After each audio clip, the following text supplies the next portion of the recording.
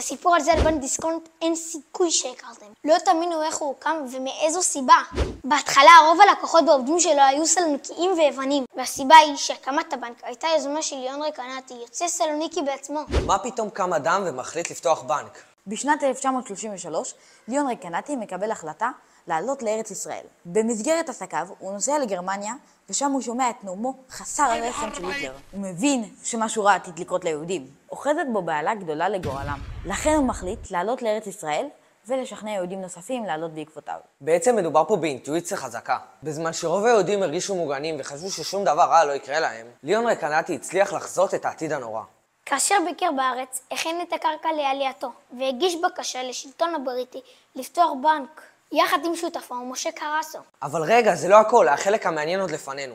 בשנת 1935 קיבל את הרישיון לפתוח את בנק דיסקונט, והחל ביוזמה אסטרטגית שתעזור ליהודים נוספים לעלות לארץ ישראל. מכיוון שהבריטים לא אישרו לכל יהודי לעלות לישראל, אלא רק למי שיוכיח שביכולתו להתפרנס, כל יהודי שהביא העניין לעלות לישראל קיבל הלוואה של 1,000 לירות, ששימשו כהוכחה שביכולתו אפשרות כלכלית. בנוסף, היו דמי התאקלמות ראשונים בארץ. בנק דיסקונט לא רק נתן הלוואות, הוא היה חלק מההיסטוריה של עליית יהודי סלוניקי ויוון לארץ. אז מה אתם אומרים? הכרתם את הסיפור שהצלחנו לחדש לכם? כתבו לנו בתגובות.